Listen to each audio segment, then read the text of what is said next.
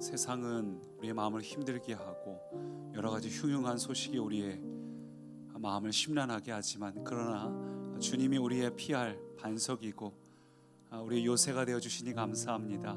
주님, 오늘도 우리가 주님 품 안으로 나아가오니 오늘 우리의 심령 가운데 새 힘을 부어주셔서 우리 안에 다시 한번 일어날 수 있는 마음, 하나님 안에서 다시 시작할 수 있는 용기, 그 믿음의 용기를 더하여 주옵소서. 오늘도 감사드리고 기대하며 예수님 이름으로 기도합니다.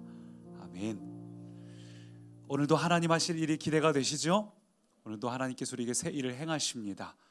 오늘 가정에서 예배드리는 분들을 진심으로 축복합니다. 또 오늘 현장에서 예배하는 분들을 진심으로 축복합니다. 우리가 어느 곳에 있든지 하나님 앞에 신령과 진정으로 예배할 때에 성령님께서 오늘도 우리 가운데 새 일을 행하십니다. 우리가 하나님을 기대하는 마음으로 함께 나누실 말씀은 신명기 33장 말씀, 오늘은 너는 행복한 사람이로다 라는 제목으로 말씀 교독으로 읽습니다.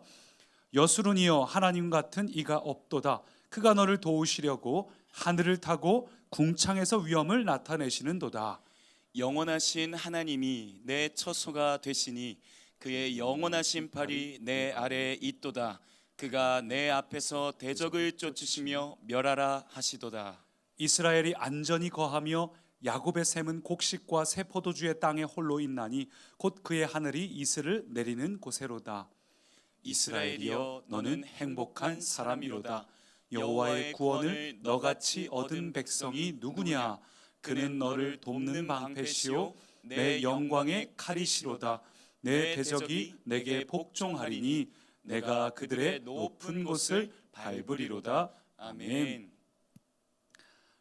이번 한 주간 문자만 와도 그냥 소스라치게 놀랐습니다. 계속해서 재난 문자가 얼마나 오는지 진동만 울려도 마음이 벌써 불편해지고 덜컥 내려앉아요. 지난 화요일 날 첫 시작이 됐으니까 채 일주일이 안 됐는데 오늘 온 두 사람까지 합치면은 벌써 35명, 그리고 대전에서 확진되었지만 타 도에, 타 지역에, 세종이라든지 가까운 곳에 계룡이라든지 거주하는 분까지 합치면 이미 40명이 넘은 숫자의 확진자가 일주일도 채 되지 않았는데 이렇게 많아졌습니다. 그래서 이런 상황을 보면서 참 마음이 불편해집니다. 그렇죠?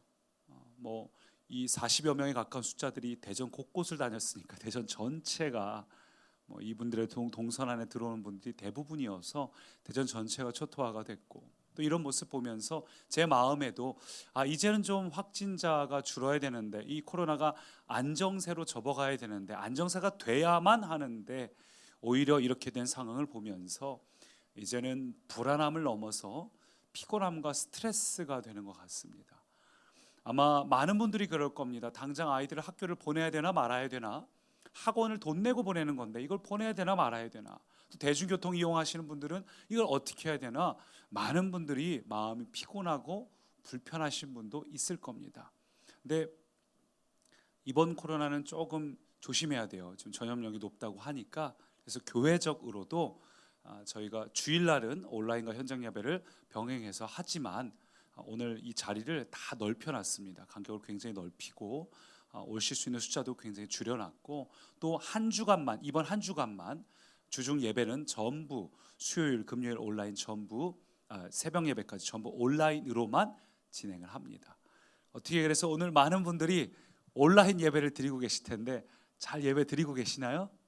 혹시 누워서 예배 드리시는 분 안 계시겠죠? 제가 한 자녀가 자기 아버지가 온라인 예배 드리는 사진을 제보를 했는데 놀랍습니다. 보실까요? 지금 텔레비전에는 설교하시는 모습이 보이는데 소파에 누워 있는데, 저 언뜻 보면 밑바닥에 보이는 밝은 부분이 발바닥입니다. 얼굴이 아니고. 그리고 잘 보면은 뭐 하고 있죠? 지금 누워서 깊은 수면을 취하셨는데, 기왕이면 이 텔레비전 설교자를 보면서 예배를 드리다가 그만 잠든 게 아니라 아예 대놓고 등을 돌리시고 편하게 수면을 취하고 계십니다.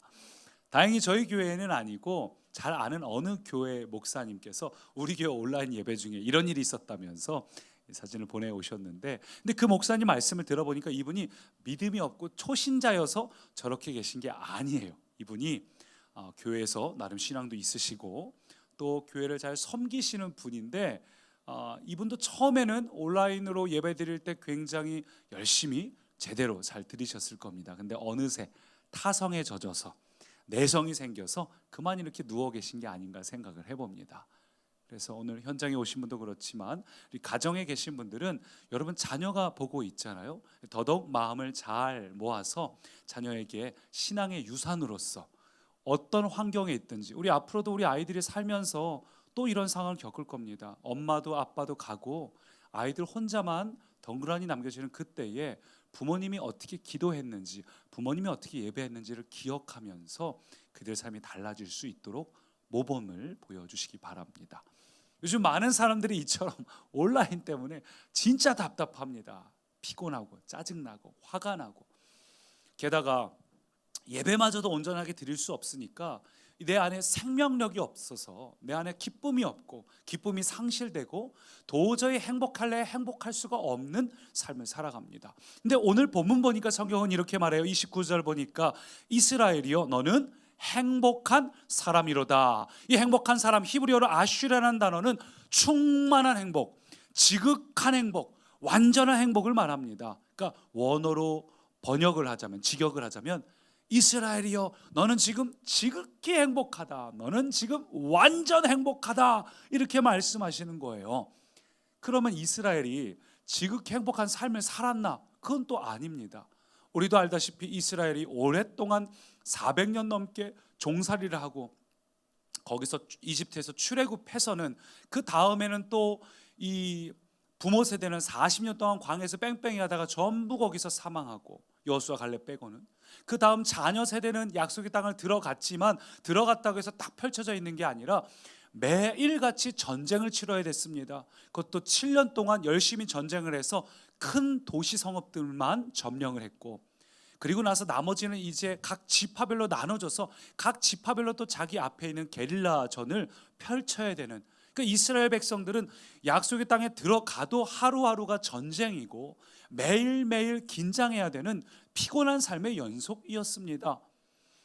근데 왜 하나님께서는 이런 이스라엘을 가리켜서 야 너는 지극히 완전한 자로다, 행복한 자로다, 너는 지극히 완전한 행복을 누리고 있다, 이렇게 말씀하시는 걸까요? 이게 앞으로 너가 행복한 사람이 될 거야 라고 기대하라는 것도 아니고, 오늘 성경은 완료형으로 너는 이미 지극히 행복한 자야, 너의 행복은 완벽해, 완전해, 온전한 행복을 너가 누리고 있어 라고 선언을 했다는 겁니다. 그리고 이 선언은 이스라엘에게만 해당되는 것이 아니라 우리 사도 바울의 표현을 빌리면 우리도 새 이스라엘이 되었지요. 예수님 안에서 우리도 그 언약에 참여했기 때문에 이 말씀은 오늘 우리에게도 해당이 됩니다. 우리도 우리의 삶이 요즘 코로나 때문에 하루하루가 전쟁 같고 매일매일이 피곤한데, 하나님은 그런 우리에게, 행복할 게 좀처럼 없는 우리에게도 동일하게 너는 지금 지극히 행복한 상태야, 너는 지금 완전 행복한 상태야 선언하고 계십니다. 어떻게 그럴 수 있나? 어떻게 하면 하나님께서 말씀하신 이것을 내가 잃어버리고 빼앗긴 것을 다시 한번 되찾아서 우리도 이 행복을 누릴 수 있나? 그 첫 번째 한번 따라 하시죠. 우리는 존귀한 존재의 복을 받았다. 우리는 존귀한 존재의 복을 받았다. 우리가 존귀한 존재의 복을 받았다는 겁니다. 29절 같이 있습니다. 이스라엘이여 너는 행복한 사람이로다. 여호와의 구원을 너같이 얻은 백성이 누구냐? 이스라엘이 왜 행복한 사람인가? 말씀 계속 보니까 하나님의 구원을 받은 민족이기 때문입니다. 누구도 경험하지 못했던 하나님의 위엄과 권세와 능력을 유일하게 경험한, 하나님의 돌보심을 경험한 민족이기 때문이에요. 하나님은 평생 노예로 살아왔던, 400년 넘게 살아왔던 그 백성들을 그대로 이끌어내셔서 구출하시고, 출애굽의 그 이집트를 무너뜨리면서까지 출애굽하시고 인도하시고 약속의 땅에다가 넣어 주시기까지 하나님은 그들을 책임지셨어요. 그런데 하나님께서 이스라엘에게 그렇게 하실 이유가 전혀 없습니다. 이스라엘 백성이 하나님 앞에서 굉장히 성품이 훌륭하거나 아니면 하나님을 정말 잘 섬겼거나 하나님 앞에서 어떤 업적을 행한 것은 전혀 없고, 우리가 말씀 보면 아는 것처럼 오히려 하나님 앞에 불순종하고 불평하고 하나님께 늘 들이받고 불만을 제기하는 모습만 보게 돼요. 참 못나고 찌질한 모습을 보게 됩니다. 그런데 하나님이 이런 하찮고 못났고 찌질한 이런 이스라엘 백성들을 택하셔가지고 너는 나의 백성이야, 너는 나의 선택받은 선민이야, 너는 내가 정말 아끼고 사랑하는 나의 택한 나의 이스라엘이야 라고 주님이 말씀하셨다는 겁니다. 여러분, 세상의 그 어떤 존재도 내가 보기에, 객관적으로 보기에 탁월하고 잘났고 훌륭한 사람도 하나님의 이런 온전한 사랑과 지지를 받지 못하는데, 이스라엘은 도대체 잘난 것도 하나도 없는 이런 이스라엘이 하나님에게 특별하게 부름받고 선택받아서 네가 어떤 상태든 간에 너 못난 거 알지만 그럼에도 너는 나의 사랑받는 택함받은 족속이야, 백성이야, 나라야, 이렇게 말씀하셨기 때문에 그 존재로 행복한 자라고 오늘 본문은 이야기하고 있습니다. 오늘날 많은 성도님들이 예수님을 믿고도 행복해지지가 않습니다. 왜냐하면 우리 인생을 살다 보면 너무 문제가 많기 때문이죠. 언제나 인생 살다 보면 산더미 같은 문제가 있기 때문에 그 문제 때문에 좀처럼 행복해질 수가 없어요. 이 문제만 좀 해결되면 행복해질 것 같은데, 이 상황만 좀 정리가 되면 내가 좀 괜찮아질 것 같은데, 문제가 너무 크니까 내 마음에 기쁨이 상실되고 답답하고 괴롭고 피곤하고 때로는 우울한 그런 삶을 살아갑니다. 근데 여러분 생각해 보세요. 그 문제가 해결이 되면 행복해질까요? 그 문제가 사라지면 행복해질까요?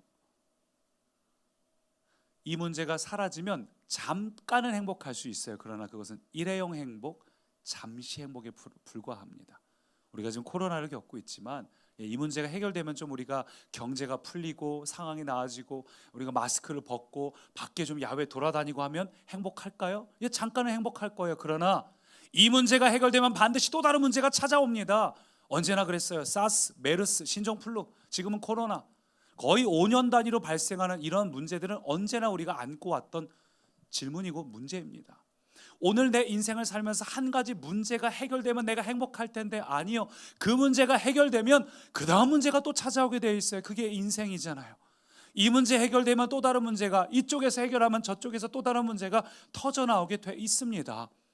그러므로 참된 행복이라는 것은 내 앞에 문제가 사라질 때 생기는 것이, 태어나는 것이 아니라 내가 뭔가를 많은 걸 소유하고 내가 원하는 어떤 일을 성취했을 때 행복해지는 것이 아닙니다. 그건 일회용 행복에 불과해요. 오히려 내가 원하는 것을 비록 얻지 못해도 내 문제가 해결되지 않고 여전히 내 머릿속에 골치 아픈 문제로 여전히 내 마음을 힘들게 한다 할지라도 내가 누구인지 알고 하나님이 어떤 분인지 알고 그 하나님이 나를 사랑하신다는 사실을 알면 우리는 거기서부터 우리 안에 희망이 생기고 용기가 생기고 행복이 생겨납니다. 하나님이 얼마나 전능하신 분인지를 알고 그 하나님이 나는 이렇게 못나고 부족하고 아무것도 아닌데, 죄인인데, 난 나조차도 내가 마음에 안 드는데, 그런 하나님께서 나를, 위대하신 하나님께서 나를 그냥 이유도 알 수 없는데 사랑해, 난 너를 택했고 나는 너를 누구보다 가장 귀하게 여겨, 그 사실 하나로 우리가 비로소 출발할 수 있는 겁니다. 하나님이 어떤 분인지 알기 때문에 비록 내가 지금은 부족하고 못나도 하나님의 위대함과 그 능력이 언젠가는 이 문제가 해결될 거라는 것을 알기 때문에 그런 존재가 되었다는 사실이 우리의 행복의 출발임을 믿으시기 바랍니다. 또 이렇게 나를 사랑하시는 하나님이 어떤 분인지 알고 나를 끝없이 사랑하시는 그 하나님의 마음을 알면 내 마음이 정말 따뜻해져요. 하나님이 나를 이렇게 사랑하시기 때문에 결국은 내 모든 문제는 전능하신 하나님 앞에서 해결될 것이다. 주의 영광이 내게 임할 때, 만군의 주, 크신 나의 하나님, 그 하나님의 임재가 내 안에 임할 때 결국은 문제는 떠나가고 언젠간 우리가 알게 되리, 선포하게 되리, 날 사랑하신 그 하나님의 위대한 날을 반드시 선포하게 됩니다. 할렐루야. 그래서 우리가 그냥 예수님을 믿는 게 중요한 게 아니라 내가 예수님 때문에 어떤 존재가 되었는지 존재의 복을 아는 데서 행복이 출발하는 겁니다. 내가 누구인지를 제대로 알아야 돼요. 나의 존재의 복을 제대로 알아야 됩니다.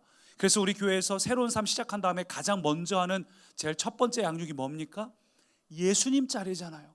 내가 누구인지를 알고 내가 이 교회에서 어떤 존재인지를 아는 것이 그 무엇보다 중요해요. 이 내가 얼마나 존귀한 존재가 되었는지 복을 깨닫기 전에는 저도 목회자 아들로 태어났고 평생 예수님을 믿었지만 제 안에 기쁨이 없었어요. 왜냐하면 너무 가난했거든요. 지난주는 말씀드린 것처럼 너무 가난해서 삶의 미래가 보이지 않고, 그래서 결혼도 못했고 누군가를 이렇게 친구들하고 어울려서 놀거나 다른 사람들이 막 교제하고 이렇게 하는 거 보면서 그건 사치라고 생각을 했어요. 생존이 허덕이는데 무슨 돈이 있어서 교제를 하고 어딜 놀러 가고 그럴 수 있겠습니까? 괜히 눈치만 보이고 부담만 되지.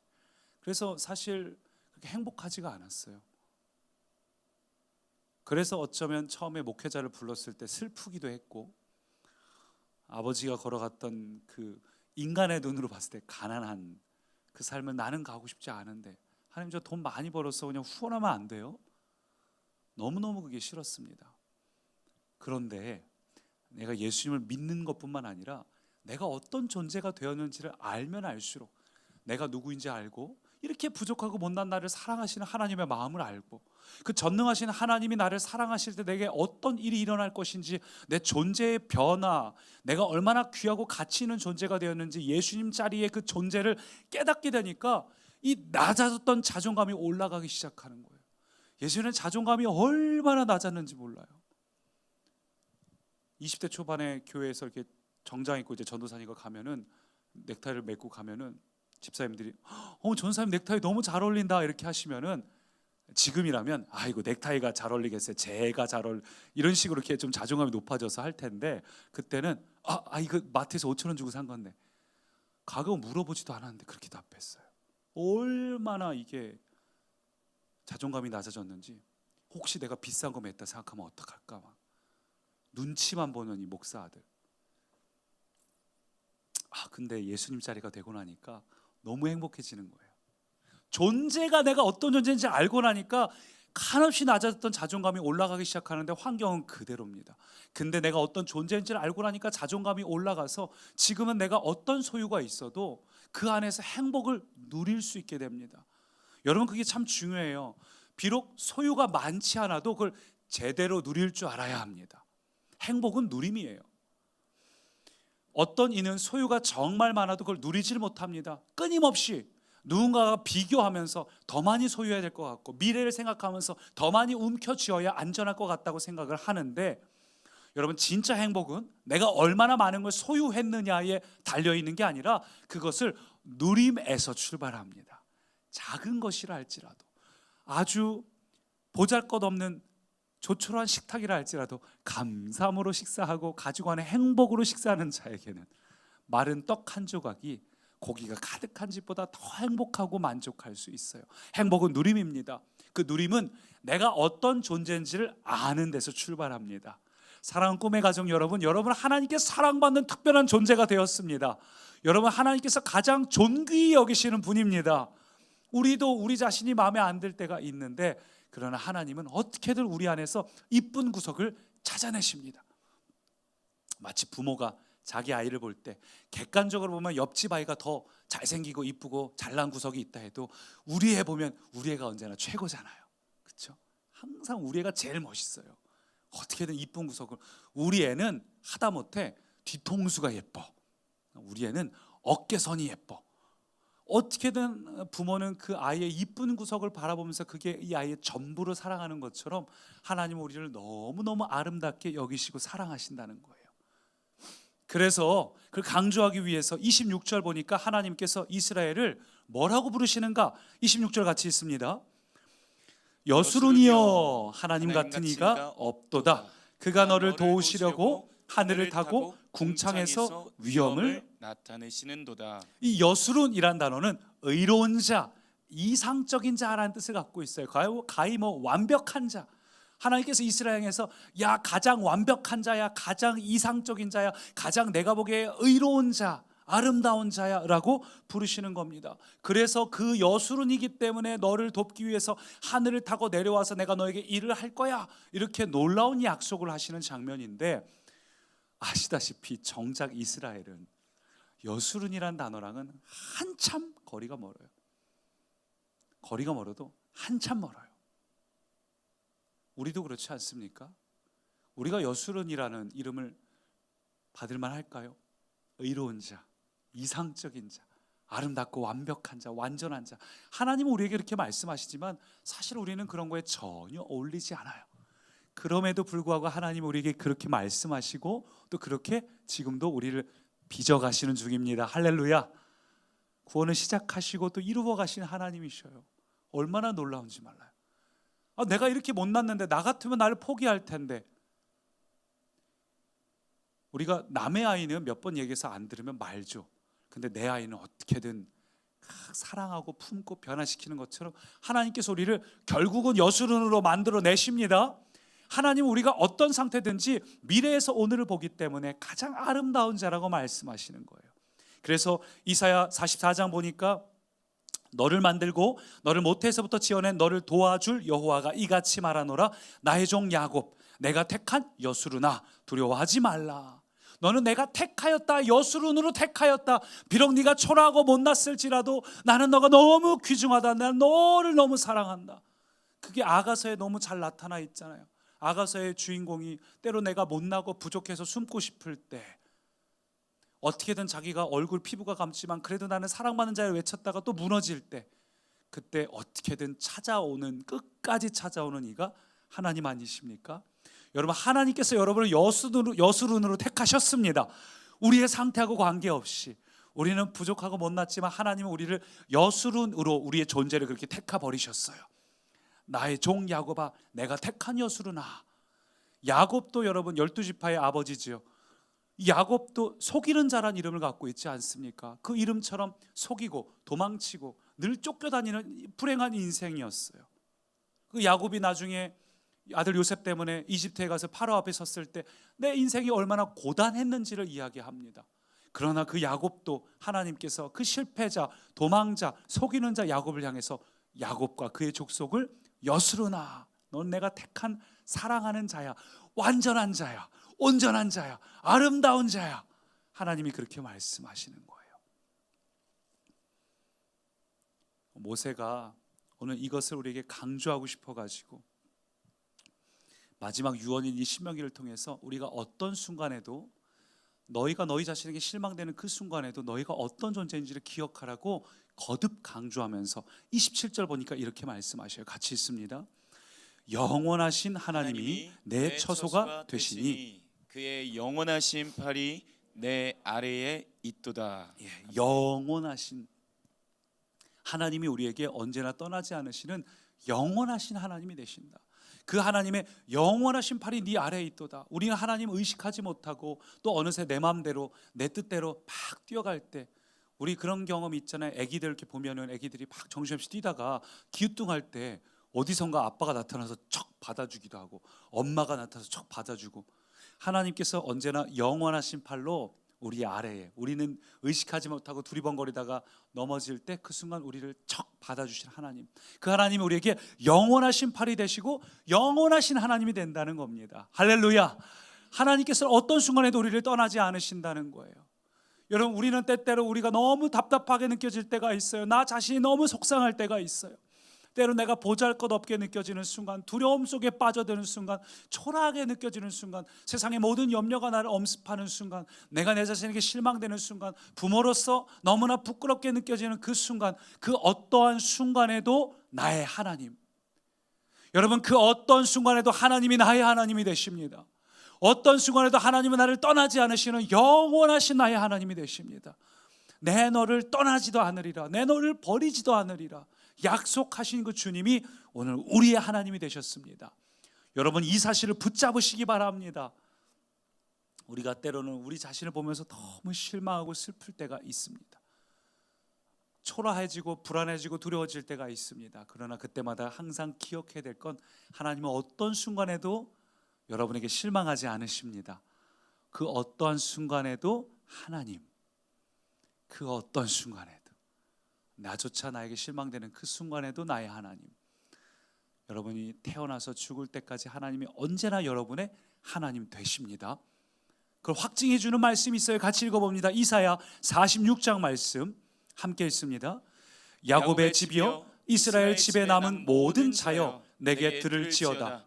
배에서 태어남으로부터 내게 안겼고 태에서 남으로부터 내게 업힌 너희여, 너희가 노년에 이르기까지 내가 그리하겠고 백발이 되기까지 내가 너희를 품을 것이라.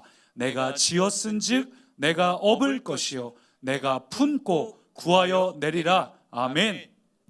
하나님 우리를 택하셨기 때문에 하나님 우리가 태중에서부터 우리를 지으시고 우리가 나중에 하나님 앞에 서는 그날까지, 하나님 품에 안기는 그날까지 하나님께서는 끝까지 우리를 포기하지 않으시고 지치면 없고 넘어지면 우리를 일으키시고 항상 우리와 함께 하시는 그 하나님이 나의 하나님이 되셨습니다.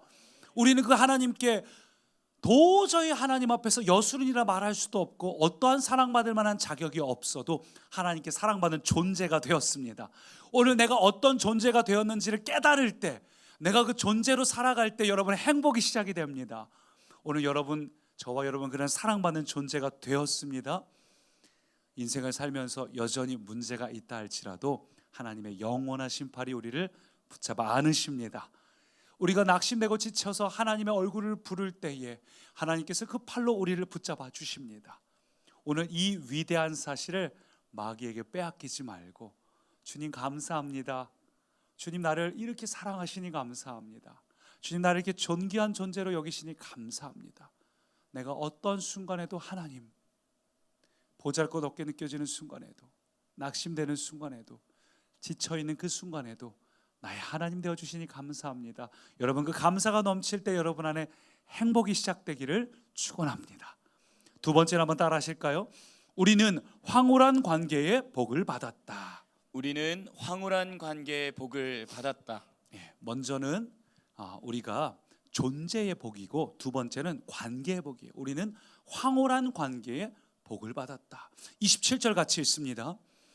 영원하신 하나님이 내 처소가 되시니 그가 내 앞에서 대적을 쫓으시며 멸하라 하시도다. 아멘. 영원하신 하나님이 내 처소가 되신다. 여러분 이 처소란 단어가 피난처가 되신다는 뜻인데 저는 이 표현이 너무 좋아요. 영원하신 하나님이 나의 피난처가 되시는구나. 주님이 나의 산성, 주님이 나의 요새. 우리가 찬양했지만 하나님이 그러한 존재가 되신다는 거예요. 여러분 이것은 물리적인 장소를 말하는 것이 아닙니다. 그 하나님의 품에 안길 때 누릴 수 있는 우리의 영원한 안식, 위로, 하나님께서 다시 한번 주시는 그 평안, 그것을 말하는 거예요. 우리가 하루를 살다가 너무 고단하고 피곤하고 직장에서 시달리고 이러다가 집에 탁 들어갔는데 아이들이 뛰어오면서 막 엄마, 아이 다 키우신 집은 때로는 강아지가 꼬리치며 올 때도 있고 여러 가지 이런 상황 속에서 집에 딱 들어가면 비로소 편안하잖아요. 집에 딱 들어오면 안정감을 느끼죠. 그래서 집은 하우스가 아니라 홈이라고 부릅니다. 왜냐하면 집은 장소의 개념보다는 어떤 그 감정적인 개념인 거죠. 주님이 우리에게 피난처가 되신다는 건 장소적인 개념, 물리적인 개념이 아니라 바로 그러한 안식처가 우리에게 되신다는 뜻이에요. 근데 때로는 이 집조차도 우리에게 안식처가 되지 못할 때가 있습니다. 우리가 너무 고단하고 피곤한 상태에서 집에 왔는데 이런 경험 해보셨을 거예요. 낯선 이방인 같은 기분? 나는 너무 고단하고 힘든데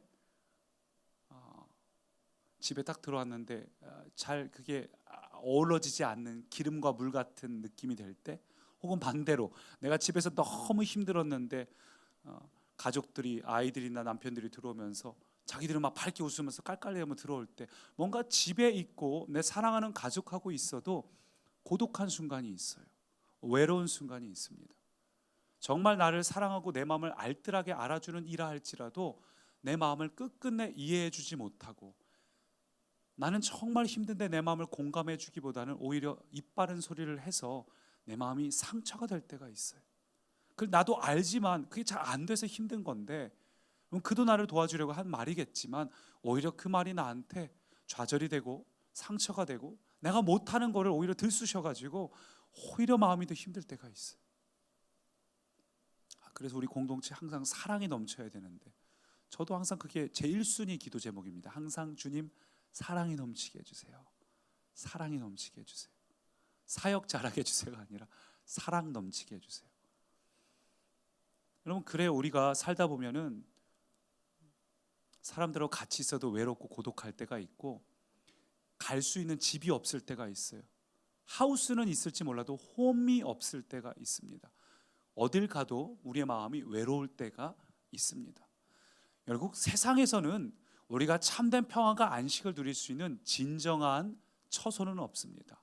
진정한 피난처는 없습니다. 근데 주님께서 말씀하시는 거예요. 내가 너의 피난처가 돼줄게. 내가 너의 친구가 돼줄게. 내가 너의 위로가 돼줄게. 너가 힘들 때, 너가 어려울 때, 너가 낙심될 때 내가 너를 안아주고, 세상이 다 네 마음 알지 못해도 나는 너의 마음을 위로할 수 있는 자야. 나도 내가 왜 그런지 모를 때 주님 안에 안겨 있으면 평안을 누릴 수 있습니다. 여러분, 우리가 인생 살다 보면 내가 왜 이런지 모를 때가 있잖아요. 때로는 내가 막 피하고 싶고 도망치고 싶고 숨고 싶고 울고 싶을 때가 있어요. 근데 왜 그런지 모르겠어요. 이게 어쩌면 우리가 과거로부터 살다가 받은 상처나 이런 것들이 불현듯 비슷한 조건이 됐을 때, 내가 어렸을 때 들었던 어떤 말이 내 사랑하는 배우자에게 딱 들렸을 때, 사랑하는 배우자가 그런 의도로 한 게 아니라 해도 그때 그 시절이 기억나면서 우리의 마음이 울적해져요. 심지어는 어렸을 때 우울했을 때 들었던 그 노래를 내가 지나가다 듣기만 해도 왜인지 모르겠는데 우리 마음이 막 우울해지고 상처가 되고 낙심이 되고, 가끔씩 나도 모르게 내가 왜 이럴까. 어쩌면 우리가 태중에서부터, 우리가 엄마가 나를 임신했을 때부터 엄마가 근심과 걱정을 했다면 그게 고스란히 그때부터 내 마음속에 새겨져서 어떤 조건이 될 때 도망치고 싶고 우울하고, 그게 답답한 거죠. 나도 내가 왜 우울한지 모르겠고, 나도 내가 왜 이렇게 찌질해지는지 모르겠고, 나 이러고 싶지 않은데, 나 정말 이렇게 하고 싶지 않은데 왜 나는 내 마음과 생각과 다르게 다른 말이 입에서 나갈까. 그래서 우리가 왜 나조차도 나를 이해할 수 없는 그때에, 여러분 기억하십시오. 주님이 우리의 참된 피난처가 되십니다.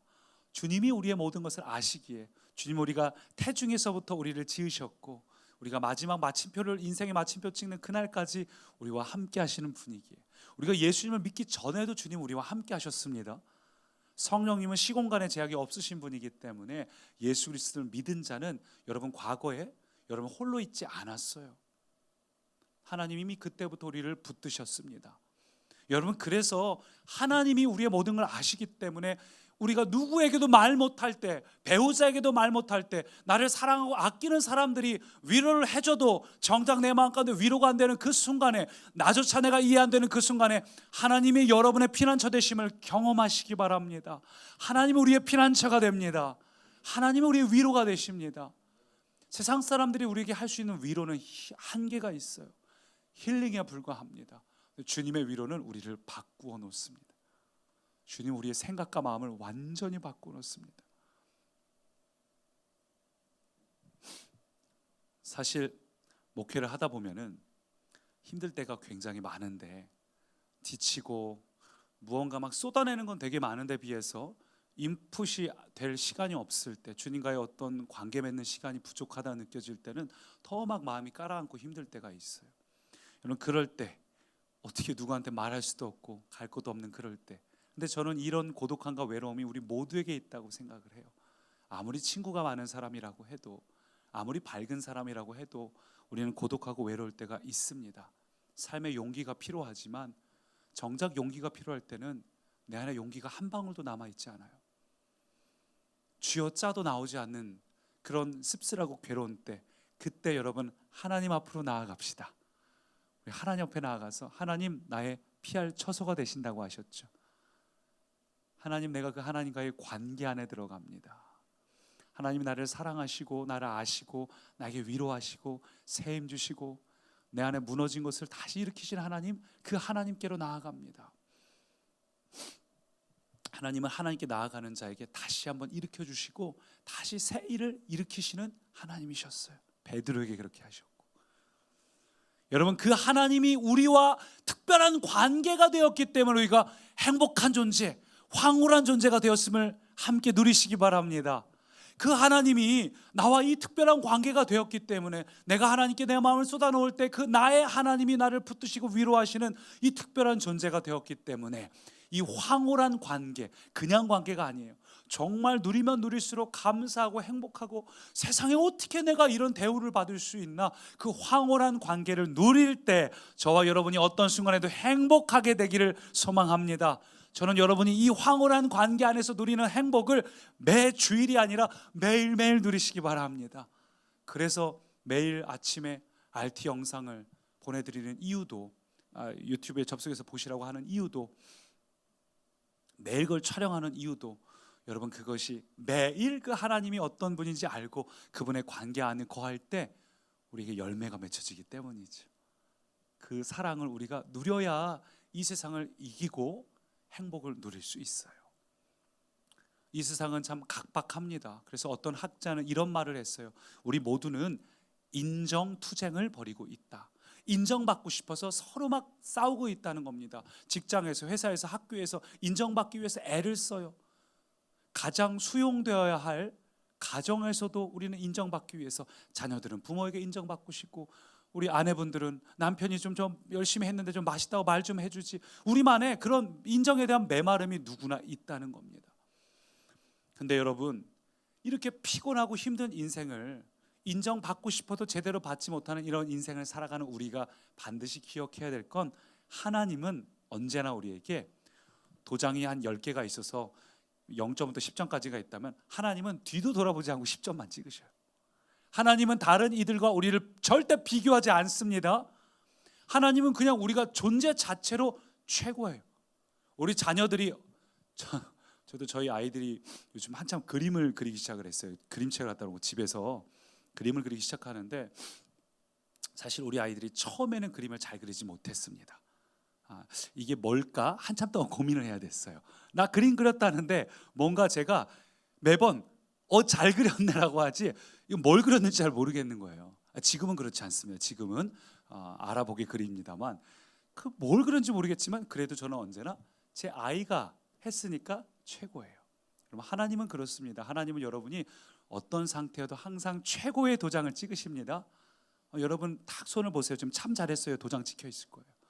하나님이 언제나 여러분에게 손 내밀어봐, 넌 나에게 최고야. 여러분, 하나님께 가장 인정받는 분이십니다. 세상에서는 우리가 인정받으려고 하면 너무 피곤하고 힘들어요. 누구에게 비교받고 싸워야 됩니다. 그러나 하나님께서는 우리를 사랑하시니 여러분 더 이상 세상 거 인정받으려고 몸부림치지 마시고 하나님과의 관계 안으로 들어가시기 위해서 몸부림치시기 바랍니다.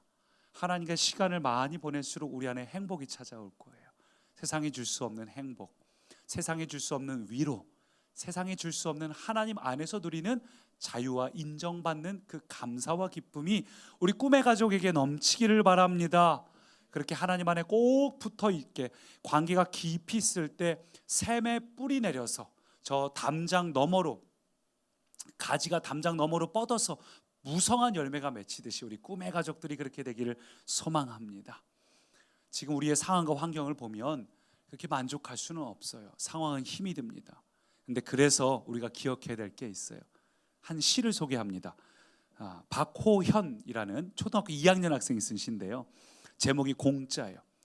선생님께서 세상에 공짜는 없다고 하셨다. 그러나 공짜는 정말 많다. 공기 마시는 거 공짜, 말하는 거 공짜. 이거 짝대기까지 해서 이 운율을 맞췄어요. 꽃향기 맡는 거, 하늘 보는 거, 나이 드는 거, 바람 소리 듣는 거, 미소 지는 거, 꿈도 공짜. 마지막이 킬링 포인트인데 개미 보는 거 공짜. 자, 초등학교 2학년 답죠? 근데 참 많은 의미를 줘요. 어른들은 이야기해요. 세상에 공짜가 어디 있어? 세상에 그렇게 간단하게 행복 오는 게 어디 있어? 소유해야 돼. 세상 살아가기 쉬운 줄 알아? 근데 초등학교 2학년이 보기에는 그렇지 않은데, 우리 인식만 바뀌어지면 돼요. 초등학교 2학년을 보니까 전혀 다른 생각이 든다는 겁니다. 여러분, 그래요. 우리가 행복은 소유가 아니라 누림이라고 했잖아요. 우리에게 지금 있는 것을 족하게 여길 줄 아는 마음, 자족하는 마음을 배워야 돼요. 자족하는 마음을 배웠노니라고 바울은 이야기했습니다. 주님, 그렇군요. 제가 자족하겠습니다. 그렇게 있는 것을 족하게 여길 줄 아는 마음, 또 다른 사람을 배려할 수 있는 여유, 작은 이 하찮은 개미를 바라보면서 느낄 수 있는 경이로움, 저 하찮은 들꽃을 바라보면서 하나님이 이렇게 아름답게 지으시다니 감동하는 마음, 여러분, 그런 것들이 우리 안에 가득 채워지길 소망합니다. 그렇게 되면은 우리의 생각이 바뀌고 인식이 바뀌고 영안이 열려지면서 우리 정말 행복한 사실을 누리게 됩니다. 그래서 최영식 목사님이 쓴 기도가 시작이라는 책을 보면 이렇게 돼 있어요. 일상의 복으로 알아야 합니다. 늘 같은 일상 사는 것이 권태롭고 지루하고 재미없다면, 아하, 내 영혼이 사치에 물들었구나, 내 영혼이 환경에 억눌렸구나, 다시 하나님 안에서 그 순수한 행복을 누리시기 바랍니다. 지금은 코로나 때문에 많은 이들이 힘들어합니다. 그러나 하나님께서 약속하신 그 말씀을 붙드시기 바랍니다. 29절 말씀 우리 다시 한번 함께 읽습니다. 이스라엘이여, 너는 행복한 사람이로다. 여호와의 구원을 너같이 얻은 백성이 누구냐? 그는 너를 돕는 방패시요 내 영광의 칼이시로다. 내 대적이 내게 복종하리니 내가 그들의 높은 곳을 밟으리로다. 아멘. 사단이 우리를 공격한다 할지라도 우리가 하나님께서 우리의 방패가 되시고 우리 영광의 칼날이 되시니 결국 우리 사단을 밟고 올라서서 우리 안에 기쁨과 승리를, 그 날이 되기 전에 오늘부터 함께 누리기를 축원합니다. 우리 그 마음을 담아서 함께 이 찬양 고백합니다. 우리 주 선한 능력으로 일어서리, 이 찬양이 전에 한번 소개드렸던 것처럼 독일의 디트리 본 회퍼라는 신학자이자 목사님이 쓴 옥중 서신입니다. 이분이 옥중에서 히틀러에 반대해서 옥에 갇혔고 결국은 형장의 이슬이 되었는데, 마지막 끌려가는 형장의 이슬의 마지막 남긴 말이 뭐냐 하면, 이것은 끝이 아닙니다. 내게는 새로운 삶의 시작입니다. 여러분, 우리의 이런 인식의 전환이 필요해요. 내가 하나님 안에서 어떤 존재인지 알고 그분의 관계 안에서 내가 위로를 받을 수 있는 존재라는 걸 안다면 우리는 더 이상 외로운 자도 아니고 고독한 자도 아니고, 내 마음을 아무도 몰라주는 게 아니라 사실은 누구보다 잘 아시는 주님이 계시고 그 주님의 능력 안에서 우리는 반드시 승리하는 여수룬이 됩니다. 여러분께서 이 찬양 고백할 때, 주님, 내 인생에 내 생각대로 안 풀려도 그러나 오늘도 주님의 영원하신 팔, 그 선한 능력으로 날 안아주십시오. 함께 고백합니다.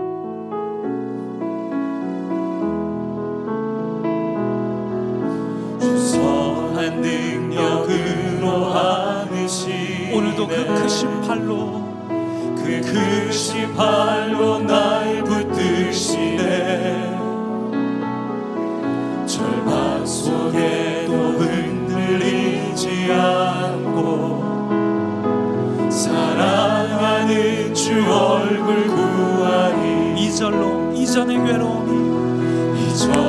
괴로움이 날 애워싸고 비록 고난의 길을 걷는다 해도 주님께 우리 모든 걸 내어 맡깁니다. 주님께 모두 맡기누리여. 그런 우리는 끝내 승리의 날을 맞이. 한 번 더 끝내 승리의 날을 맞이. 선한 능력으로 일어서리. 주만 의지하니 믿음으로 우린 고대하네. 주 오실 그날 영광의 새날을 맞이하리. 선한 능력으로 주님, 우리가 다시 일어나기를 결단하오니 주님을 의지하니 우리의 손을 붙잡아 주십시오. 우리는 고대한